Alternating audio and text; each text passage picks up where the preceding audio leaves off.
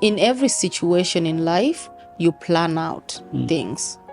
So when you're planning something, is not you actually doing something, is you putting in things in place for something else to happen, right? That's planning in general. So tax planning is the same thing. So tax planning is pretty much playing your game backwards. You plan from the beginning of the year on how your year is gonna end. So you have a tax planning strategist with you who helps you to put things in structure, in place, so that by the time you're about to do your tax filing, everything is in order. It doesn't make any sense if you say you just want to get credit because of kids. If you're making $2,000 out of one child, do you spend $2,000 raising this child the whole year? Yeah, you spend more. You spend more. Yeah. So if you're looking at having more kids to have more tax credit, it's a little bit more foolish. Mistakes are more expensive than affording a mentor. Don't go into something that you have no clue of and spend $10,000 learning or maybe making mistakes, and you could have probably spent $2,000 and learn from someone from day go. So if you want to do something, do your research about it and then find the right person to guide you through it. Someone you can see evidence of them being that which you desire. So even if you don't have the money, they don't start. And then most of the time, most of these things are cheap to get into. You might as well save your 100 hours and pay somebody $200. You might as well do that. AI is an add-on. Everything in this life is a double-edged sword. And a double-edged sword meaning it depends on which side you want to look at it and which side you want it to help you with. For me, AI is an add-on for me. I can use AI to scrutinize my clients' forms and categorically tell me where to place them.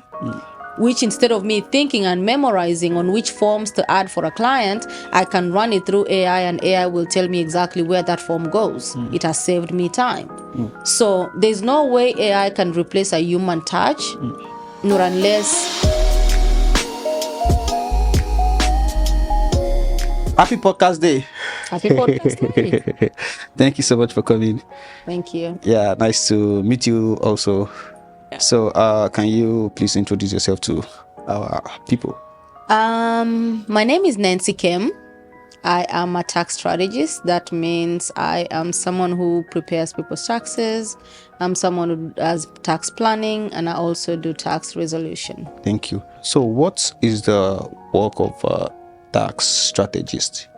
Great. That's a great question. A tax strategist is pretty much someone who can help you out to structure your tax plan and get you in a position where your filing of taxes is not as complicated as it's supposed to be or as people see it to be. So my job is to advise and give knowledge about tax laws, about how you're supposed to structure your financial planning or maybe your financial stuff that you have in a way that it makes it very easy for you to prepare them. That makes so much sense. Yeah. So I am a business owner. Why do I need a tax strategist? Well, I mean, it's even better for you as a business owner to need a tax strategist, because most of the time as a business owner, you want to take your time to be focused on what you do best. So what you do best is running your business and getting to know how much money is coming in, how much money is going out.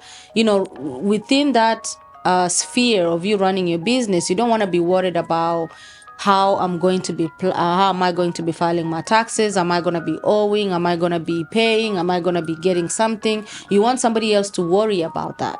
So me as a person, that's where I come into a business owner like you, and I'm like, hey, bros, I can help you plan out on your money in advance before even the season begins to file your taxes. So by the time I plan out your schedules, I help you know which applications to use to save on your expenses and put on your income in the right place. the things that you need to be doing so that we can be able to have accounts. So when tax preparation gets here, you already have a full plan on how you're going to prepare your taxes. It's not going to be stressful to you. Everything is already set up somewhere, so it's easy for you to forward all that information to a tax preparer so that they can be able to prepare your taxes without you having to worry about now summarizing everything in under 4 months. Thank you. That's like a very, very well detailed answer. I really love that kind of answer. Thank you so much. Yeah. It's something popped into my mind. Is there a difference between a tax strategist and a CPA? Yes, there is. Can you explain, please? So a tax strategist is pretty much you do a whole lot of things. For a tax preparer, you don't need to have a CPA to be a tax strategist. That's the best part. A tax strategist is pretty much the experience and the knowledge that you have acquired out of preparing people's taxes, out of doing tax planning. You can be accountant and become a tax strategist. You can be a CPA and still be a tax strategist. So a CPA is just a common name the government gives to you once you become a certified person who does accounting. Yeah, so it's just a title. That makes sense. Yeah, that makes sense. So how long have you been in the business? I have been a tax strategist for about 11 years now, going to 12. That's a long time. It's a long time. Yeah, thank you so much for sharing all of that. I really don't know all The that. difference. I don't know the difference between CPA, tax strategies. I just know tax accountant. Yeah. It's a lot of, it's another word over there. Word. I always get so confused. I was trying to file my tax earlier this year. I was because it's my first year filing. So I was really confused. Everything was so confusing. Yeah. I talked to a lot of people. What they are telling me doesn't make sense because I don't understand. The basics. It's just so complicated, and I found a way out of it. But now I'm definitely coming to you. Since it's better if you have someone you can talk to, not just like I'm just going to a company and then the company just send you. It's just a lot of work. You've been in the business for 11 years, like you said. What are the common mistakes that you see people filing taxes? What are the mistakes that you've seen them make a lot?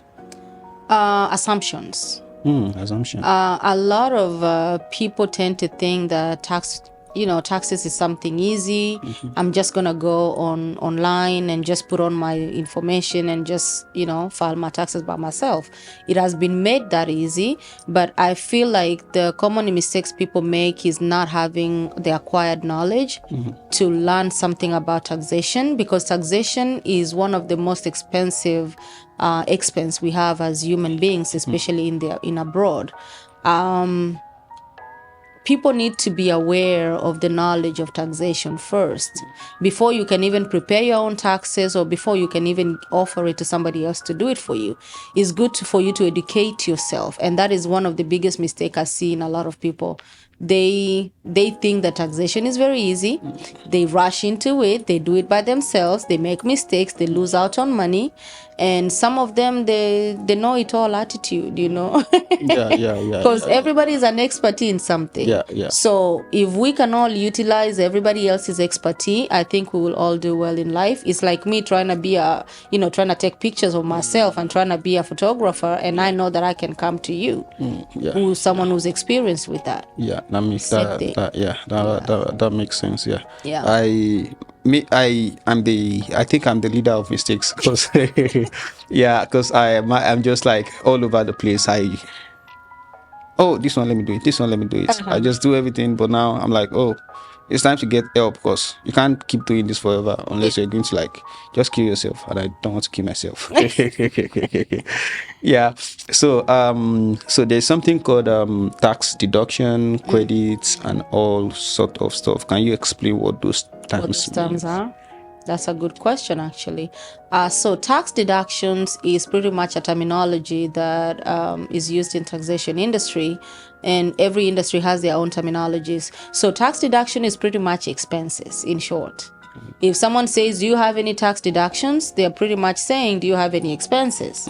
If someone says, do you have any tax credits? Tax credit is like having a child. A child is a tax credit to you. A credit is something that adds on. A deduction is something that you use to minus. So Credits are like home mortgages, school information, which is given when you go to school. The form that you're given is called a 1098T in the terminology of taxation. Is a form that you can use to reduce either if you have a tax liability, which means you have a tax debt. That's what they call a tax liability. So the credit is pretty much helping you to reduce either the tax debt or to increase the amount of money that you're making in your taxes. So deductions are just simply expenses. Credits are just simply something you add on to your file to give you more advantage, in short. That makes so much sense. Yeah. Yeah. I have a friend, he have babies every year. Like every year. It's like, yeah, you always try to, I need this for my credit. So the question because I was talking to somebody else the other day, they were telling me that there's a limit to how many kids you can file. Is that true or is that false? Well, I mean, I wouldn't say that there's a limit. People have 7 kids, 8 kids. They can add all their kids on there. But up to the 4th kid, they're not going to give you the full credit that they normally give per year. So up to the 4th kid, they can give you the full amounts, and then after that they'll just reduce the amounts as the kids keep adding on. Yeah. And if you look at it, it doesn't make any sense if you say you just want to get credit because of kids. If you're making $2,000 out of one child, do you spend $2,000 raising this child the whole year? You spend more. Yeah. So if you're looking at having more kids to have more tax credit, it's a little bit more foolish. If I'll use that word. Yeah, it's just not wise. It's not wise. It's just you're being Solomon, but you're not Solomon. Exactly. It's good to have kids. I mean, have as many as you want for other reasons, not for tax credit. Yeah, because some people think it's a tax strategy, just like assumption that you said earlier. It's just assumption. Assumption. Not doing it right. Go get a tax strategist to help you out. Exactly. Yeah. So let's jump into something else before I go into more questions. Good. Why do you become a tax strategist? In my initial years when I first came here, I had issues with filing my taxes, and I was just like anybody else. When you're new to the country and you just want to make money, you think that, in tax season I have to be making money. So the first year that I did my taxes, somebody messed up my taxes completely, and that was just like one way that got me to become who I am today. And then on top of that, it was another way for me to get into business, because I was looking for a way to be self-employed. And that became another gateway for me to be self-employed. It was an opportunity that didn't need a lot of qualifications. Yeah, that makes so much sense. So do you actually, I don't know, I never asked, do you have to be licensed as a tax strategist? Yes, the government has to give you the licensing, and that is something that you can acquire easily. It's not complicated. I actually have a whole school. I'm training people on how to be like me. It's gonna be coming out soon. I have a whole school opening up soon to teach people on how to become a licensed as tax strategists without having to require a lot of documentation, a lot of licenses and stuff like that. Makes so much sense. Yeah. Thank you. My questions are too much. I love questions. I'm here for questions. Thank you so much for providing the clarity. Makes so much sense and make people more want to get to hear more and understand more. That's right. I'm part of those people that don't understand nothing tax. I just know, tax, America, they pay tax. They pay people. They pay people. Government take tax off. Actually, can you explain the difference between being self-employed and being employed by somebody else, and how does that relate with tax? Okay. So you're pretty much asking about individual and business taxes. Yeah. Okay.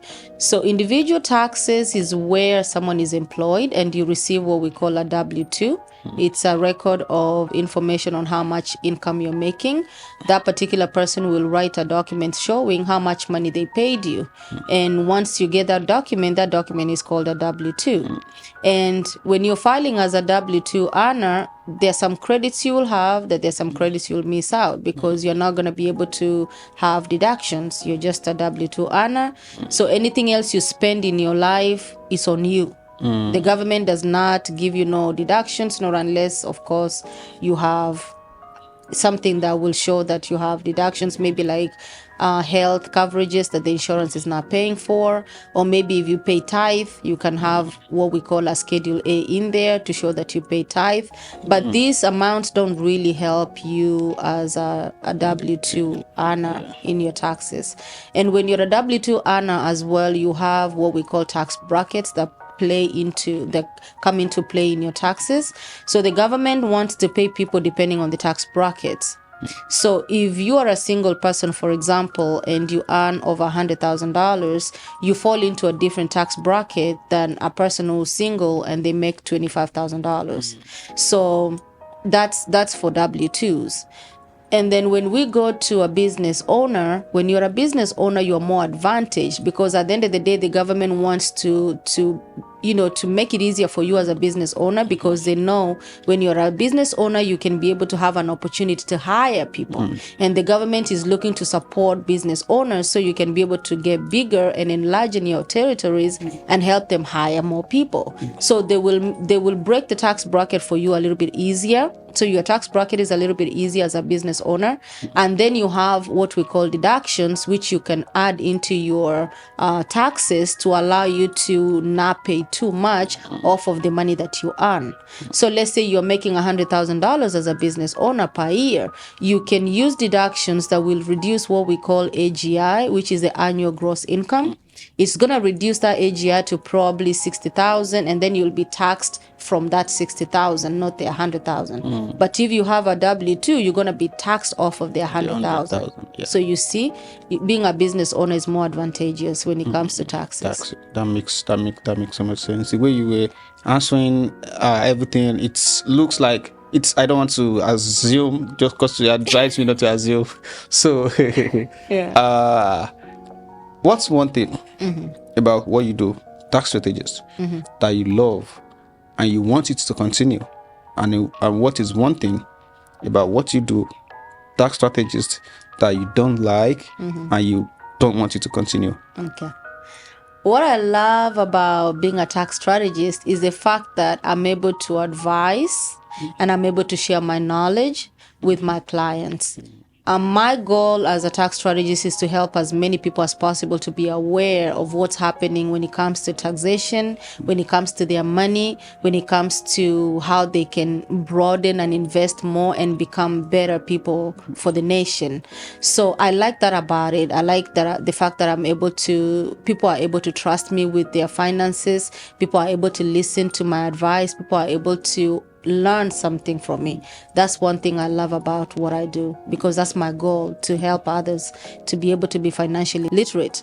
And what I don't like about tax strategists is the fact people have so many assumptions, and when they come to me, they already have their own answers. And when you try to penetrate them and give them something that can help them, they are the know-it-all. And now it makes you look like you ain't helping. So I always love to be able to help and to be able to share and to be able to enlighten our community. But at the same time, if you find obstacles and you find people who think they know but they don't, it kind of gives you that obstacle, which I like. It's a challenge. I like it. But at the same time, that's what I don't like. That actually makes so much sense. I understand. Yeah. So the question I was going to ask after, but you kind of but let me ask this one. You said something about tithes. That you can deduct tithes. Can you explain more? I don't understand. So I'm going to church. I pay tithes because my wife pays a lot of tithes. Yeah. And I don't. I always tell her, hey, it's 10%. Don't. I have, what's it called? So tithes, I can deduct it as a tax. Yeah. It's tax deductible. Wow. Yeah. That's why most people who pay tithe, the church gives them what we call a document that will show how much money they have paid the whole year. And that is gonna come with what we call an EIN number for that church, and how much money, the total amount this person has paid the whole year. And now you can use that as a deduction in your taxes. That makes sense. Does church pay taxes? The church don't pay taxes. No. Wow. The church is tax deduct, like it's is exempt from taxation. Yeah, because it's charity. They are considered charity work. Wow. Yeah. Guess who's about to build a church? Open a church. If you wanna be a pastor, you can make $1 million and not pay a dime. Oh wow. So how many I never knew that. This is my first time hearing it. Okay. So now, apart from church, what other businesses don't pay taxes? NGOs, non-governmental organizations. Wow. You Look at business idea. turn this podcast into an NGO. You're helping people. It's actually I'm not making anything of it. You're not making anything. Yeah, exactly. Exactly. Yeah. And even if you do, you can still say it's a non-governmental organization. Yeah. Yeah, it makes sense. Makes so much sense. Yeah. Yeah, makes so much sense. Thank you so much for that. You're welcome. Now let me dive into next. Let me dive into my next question. I always ask everybody. So, if I want to be a tax strategist, what are the things that when you started, I know there are mistakes that you made, there are obstacles like you just said. What are some of the challenges that somebody starting out should avoid? Let me use the word like that. When I first started, personally, I didn't have a lot of mentors. I had a mentor, to be honest. I had someone who mentored me to become who I am today. I didn't just, maneuver through it. I had someone who trained me. I had someone I was watching for about 4 years of my life that I knew the steps and everything to do. So what I advise is don't go in by yourself. This is not a field where you want to jump in by yourself. That's why someone like me started a school to be able to help others who are interested in getting into the same avenue, because it makes money. We make money. I'm not going to lie to you. It's an industry that is very easy to get into, but you need someone to guide you through it. So don't just go and listen to YouTube videos and listen to all these other people who are teaching you, because everybody has their own ways. It's always good to have a mentor who's one person you can learn from, see, talk to, let them share their knowledge with you. And then if you expand your ways, then you can expand your ways as you go. Because when I first started, I didn't start with all this. I started somewhere and then I grew into this. So you can also start from somewhere and then grow into who you want to grow into, because you put your authenticity into it. Makes sense. So at what stage should you, if you start, some people starting out, they can afford a mentor. So at what stage in your business should you say you want to get a mentor? From the day go. Even if you can afford it? From the day go, because mistakes are more expensive than affording a mentor. Don't go into something that you have no clue of and spend $10,000 learning or maybe making mistakes, and you could have probably spent $2,000 and learn from someone from day go. So if you want to do something, do your research about it and then find the right person to guide you through it. Someone you can see evidence of them being that which you desire. So even if you don't have the money, they don't start. And then most of the time, most of these things are cheap to get into. You might as well save your 100 hours and pay somebody $200. You might as well do that, because time is very important too. Yeah. That makes so much sense. Yeah, see, look at me, I'm learning a lot. There's some things I wasn't even aware of. I was just assuming. Exactly. I'm very good at assuming. The first mistake, right? Yeah, I actually like it. I like to challenge myself and be like, it should be like this, it should be like this. Yeah. But yeah, it's always end up biting you at the back. Exactly. Yeah, so which is not good. So yeah, thank you so much for everything you've been sharing. It's been an eye-opener. Like you can see my eyes is open. I know. I see your eyes are opening, which I like it, because I'm about to come dig into your photography industry. Yeah, let's go. Okay, yeah. Okay. What is tax planning? All right. So in every situation in life, you plan out things. So when you're planning something, is not you actually doing something, is you putting in things in place for something else to happen, right? That's planning in general. So tax planning is the same thing. So tax planning is pretty much playing your game backwards. You plan from the beginning of the year on how your year is going to end. So you have a tax planning strategist with you who helps you to put things in structure, in place, so that by the time you're about to do your tax filing, everything is in order. So a tax planner is just someone who plans out your route for you. You have goals. You sit down with a tax strategist. They help you plan out your way and arrange your things in order and put your structures in place. So by the time you're going to be filing your taxes, now you have the right things to file your taxes with, and you have already had your legal loopholes to put your money in to save you on your taxes that year. That's pretty much what a tax planner does for you. Makes so much sense. Yeah. Because I watch a lot of YouTube videos actually about tax planning, tax deduction and stuff. Yeah, and they kind of explain a lot. And my favorite thing to do, you can already know, I don't have to say it. I just was like, oh, this one can work this way, and then this one should be able to work this way. Yeah. But thank you so much for the advice. So planning taxes, would you recommend getting a tax strategist or a CPA? Or you can get it, because there are CPAs who actually don't understand taxation. Just because you're a CPA does not mean you understand taxation. That's where people go wrong, because that's just the name out there. Just because someone is a certified public accountant, it's just a certified public accountant. That does not mean they are certified to do taxes. People who are into accounting, people who are into CPA, they come to me for training as a tax agent or tax preparation. They don't know about that. They don't learn that in school. So just being an accountant, for just being a CPA, does not qualify you to be an expert in taxation. So if you find a CPA who has learned how to be a tax strategist, yes, then you can go to them. But even a tax strategist can still help you with becoming what you need to be, or planning out your taxes, or helping you with taxation or tax preparation, or whatever it is that you need with taxes. That's a different field altogether. Yeah. Makes sense. Yeah. Makes sense. So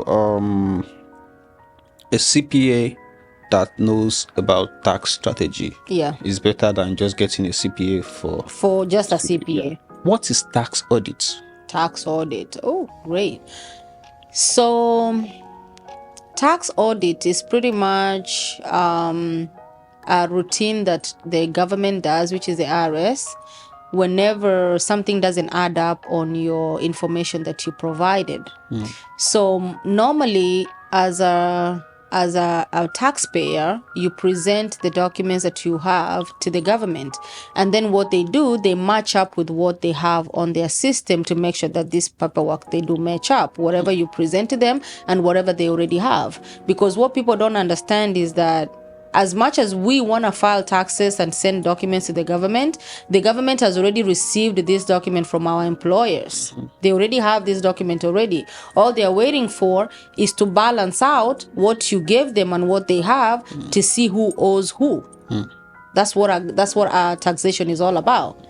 Is checking to see the paperwork match up, and then they balance out the file. So if you owe them, they give you money. If they owe you, they give you money. If you owe them, you give them. If they owe you, they give you. So when they realize that these documents don't match up, that's when they send you a letter, which is called audit. Audit is now them asking you to present what you have again, because whenever we file taxes, we don't send to them the documents we file. Right? Because they already have them. So that tax audit is pretty much them telling you, hey, the documents you presented to us, they don't match up with what we have on the system. So now manually fax or send a mail to us what you have that you used for your taxation. That's pretty much what a tax audit is. They just want to match up documents to see what you have and what they have, and then they come into a conclusion of who owes who. So that's what a tax audit is in a layman's language. Yeah, that makes sense. Yeah. So now I watch a YouTube podcast again. There was this guy, he said his first year he got audited, second year he got audited, third year he got audited, and he beat it 3 times. Why do you think people get audited?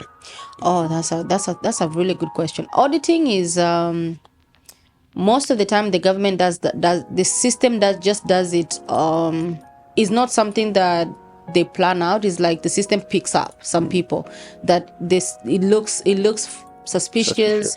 Something looks different. The system just picks out. Is a random thing. So auditing is mostly random, and some of them is, of course, if your information don't match up with what they have. So once you've been audited before, it's going to be a routine for them to always audit you to kind of see if you're now filing correctly. That's why maybe somebody will be audited the first time, audited the second time, audited the third time. It can happen that way, especially if they have been audited before, because they want to kind of keep up with that person to see if they're now on the right track. And then for the random ones who just get audited one time, that's just a random thing that happens, especially if your documents don't match up. Yeah. So how do you prevent being audited? Or you can prevent it. Yeah, because you all you can do is just try your level best to keep your documents in order. And that's why a tax planner is important for anybody, especially most people get audited are people who are into business, who have a lot of documents to file, and they cannot place all these documents in front of their tax preparers on a timely manner. Yeah, but if you have one W2, two W2s, I mean, those are easy to keep up with. Yeah. So my next question, it's about the auditing again. So you get mail from the IRS. Yeah. You have been selected for audition or whatever. What is the first step? First step is to read the document. Read the document. If you don't know how to understand the document, send it to the person who filed your taxes, because they have more knowledge of what that document is requesting for.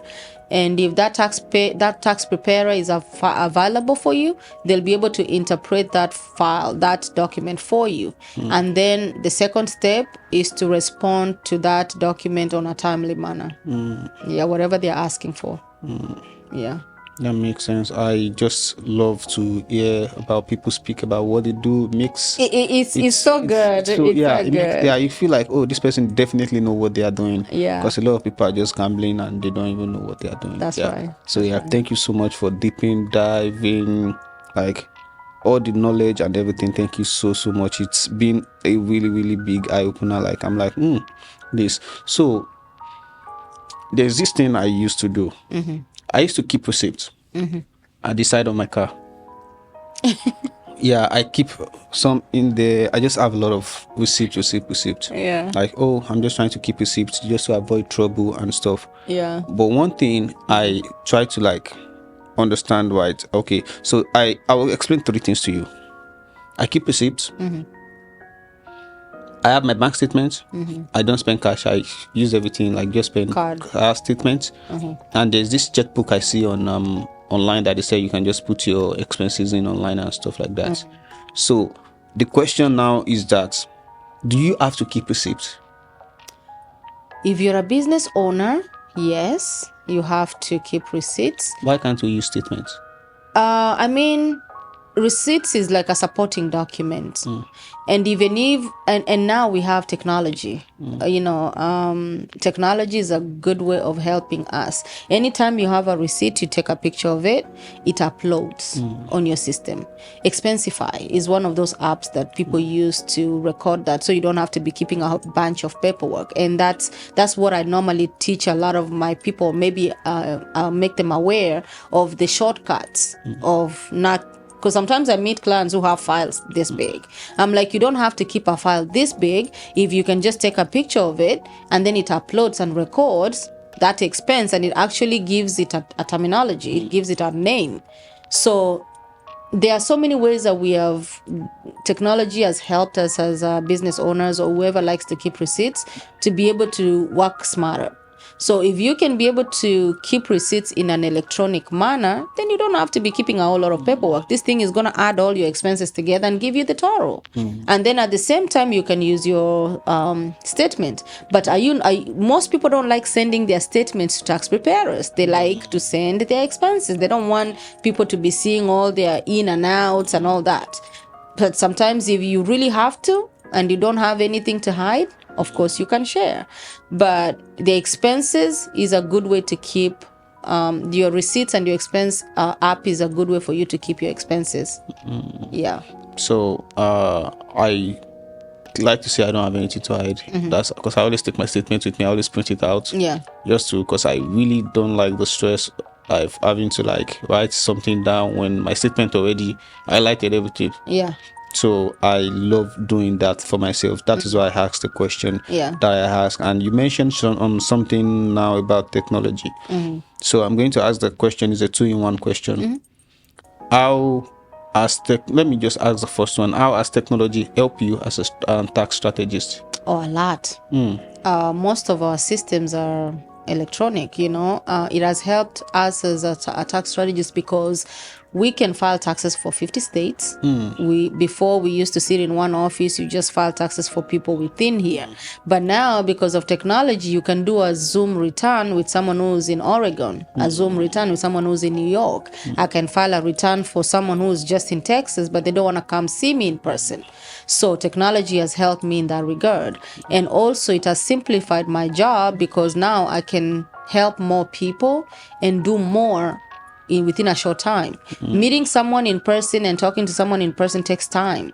But if they can send you their documents electronically and then you spend only 30 minutes to analyze the whole thing, I mean, how much time have you saved? A whole lot. And now you can do more. So if I was supposed to do 10 returns in a day, I can actually do 15 a day. So it has helped me. That makes so much sense. That makes so much sense. So there's this thing about AI. AI this, AI that, AI this, AI that. Yeah. And a lot of people are always saying AI will take your job, AI will take your job. Do you think AI can take your job? AI is an add-on. Everything in this life is a double-edged sword. And a double-edged sword meaning it depends on which side you want to look at it and which side you want it to help you with. For me, AI is an add-on for me. I can use AI to scrutinize my clients' forms and categorically tell me where to place them. Which instead of me thinking and memorizing on which forms to add for a client, I can run it through AI and AI will tell me exactly where that form goes. It has saved me time. So there's no way AI can replace a human touch, nor unless... No, there's always where a human touch will be needed, nor unless you just don't know how to use AI. Yeah, AI is direct. Human is more emotional. Yeah. Human understand. AI just give you like the way you're talking to me now. Do you think you can talk to a computer and answers you exactly what I'm answering? Just gonna give you a textbook definition. Exactly. Yeah, because it's not gonna dig deep. Exactly. It's just textbook information. So AI cannot replace me. AI can only make me and my services even way more better. That's what I'll say. Yeah, that makes so much sense. Yeah, I get that answer actually a lot. Oh yeah. Yeah, AI can only help my business. Yeah, it makes so much sense. Yeah. So as you've been doing it for 11 years, that's a very, very long time, and that's a very, very that's a lot. That's a lot of time. Let me just use that. So the consistent growth. What is the mindset behind it? The mindset behind it is legacy building, honestly. Find something that you enjoy to do, that impacts people, that you want to see yourself passing it down to your generation, and also helping others to also build their own legacies. Because when you deal with finances, that's the major block that, is either going to kill you or build you. So when you stand on finances and you know that you can help people in ways that will really build them financially, it's good. It gives you that, I'm happy, especially when I see my clients coming in every day and every year or every month, and I see them growing. There's a joy that comes with that, and that is the mindset behind it. I'm just positive focused. I'm just growth focused. I'm just legacy focused, if that's the best way to say it. You actually make a lot of sense. A lot of sense. Yeah. Some people are building legacy. Some people are doing it for fun. Some people are doing it for money. Yeah. And the legacy is that's a solid ground. I'm building a foundation. Yeah. I'm just for every house you have to build a foundation. You have to build a foundation. Yeah. Some people don't want to build, just want to rent. Yeah. Some people want to Some people they just want to live in it. Yeah, some people lease cars. Yeah, some people lease cars, some people buy car. Exactly. Yeah. Is having a car a wise way of tax deduction? I mean, if you need a car to move, then that car helps you with your business, of course, is a tax deductible. Nowadays, I see people buying their own vehicles and buying them under the business, which is amazing because now you can deduct the whole purchase of that car as a business deduction if you're using it for business. Yeah, so yes, it is. So how many cars can I have? You can have as many as you want depending on what your business needs. Okay, I just love seeing cars and stuff. Like, I just want to have all of it. Okay. Like, I drive on a Monday, Tuesday. Can I still deduct all of it even though I'm not making that much? It depends on what you're using for the business and if it's something that makes sense. Because there's no way you can have a business that earns $1 million and you have cars worth $3 million and you say all of them are for the business. Not unless you're selling cars, you know. But there's no limit to what you can do in your business, especially when it comes to tax deductions. There's no limit. And that's why most people prefer to have a business now. Yeah. So is it wise to have a business now or to be W2? All day I'll advise someone how, even if you're in a W2 and that's how you're making your money, always look for a side hustle that you can have on the side that you can build on your own that will help you with your the amount of money you're making. So a side hustle or a side business is a great suggestion to anyone that is a W2 earner and they're making a whole lot of money. Because when you're making a whole lot of money, that means your tax liability or the amount of money you're paying taxes is a lot. So when you have a side hustle, then you can be able to use that as a leeway for you to be able to have deductions on your taxes. It's a legal way for you to be able to do that. Yeah. Thank you so much. It's been a lot of things that I learned. It's like a masterclass for me myself. It's a masterclass, right? Yeah. So thank you so much for every single thing you've been saying since. I'm going to dive into the last question of the day, but I'm going to go on a short break. Okay. I'll be back.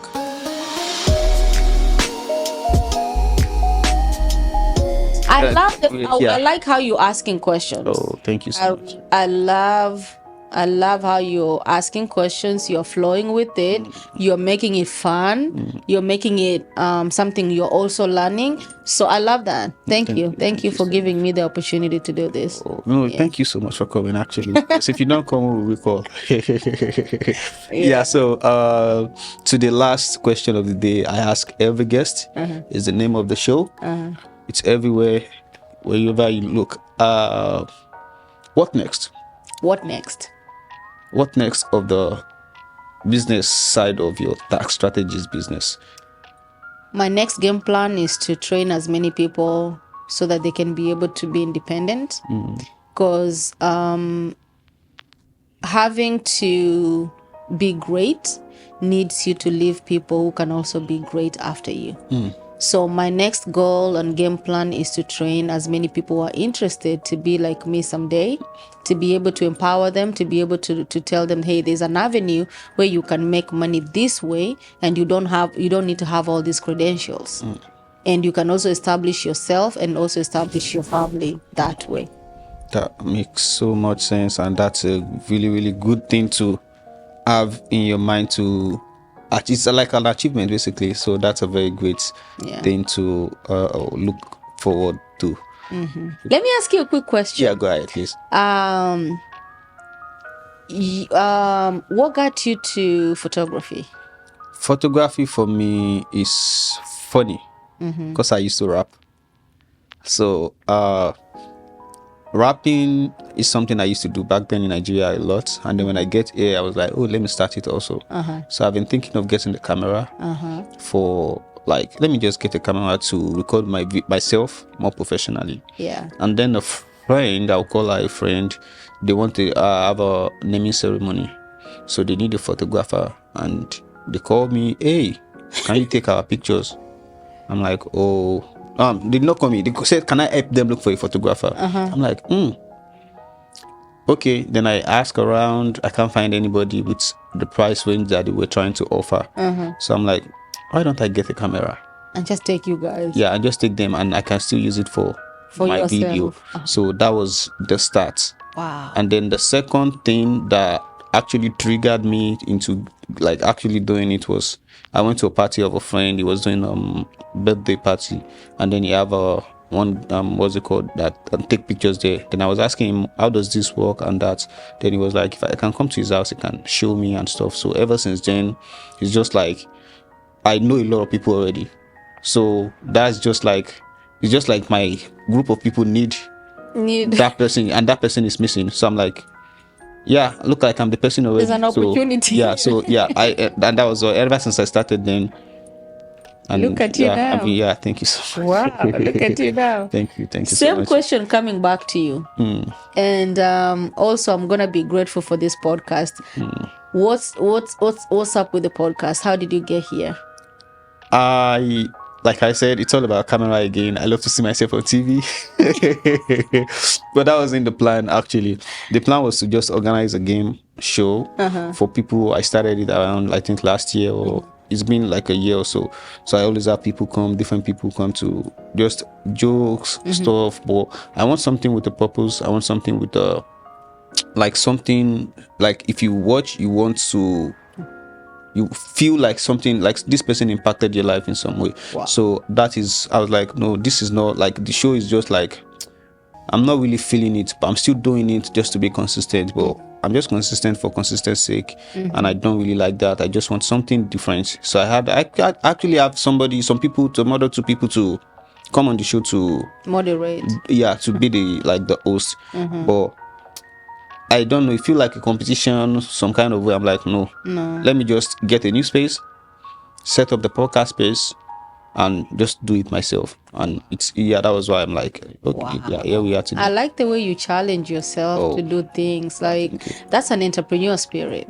You know, you get yourself up, you challenge yourself into something that is unknown, and you just jump in, and you feel that spot. So congratulations for doing that. Thank you. That's an entrepreneur spirit right there already. Yeah, thank you. So what's next? Yeah, what next for me? I'm already doing most of it already. If you ask me last year, bundle it up for me. If you ask me last year, what are you trying to do? I'm trying to have a setup for the podcast. That's one. I'm trying to do more videos now. Okay. I'm doing it already. So it's just that I'm trying to maximize like everything much. I want to do more on a larger scale. That is just what that's what next for me. Yeah. Just do it on a larger scale. Yeah. That's it. Yeah. Nothing really big that much, but yeah, it's big. That's big. That's big. And congratulations on what you have already accomplished. Thank you so much. Thank you for opening up this space for us and allowing us to come here and express ourselves and share what we have. You're welcome. Without you, there wouldn't be us. So thank you for having this calling and honoring the calling. Thank you so much. Thank you. It makes me feel shy. You're the one asking questions. That is the other way around. I love to answer questions, just that, it's fine. It's okay. Okay, that's good. Yeah, thank you. That's good. Awesome. Thank you. Peace out. Peace out.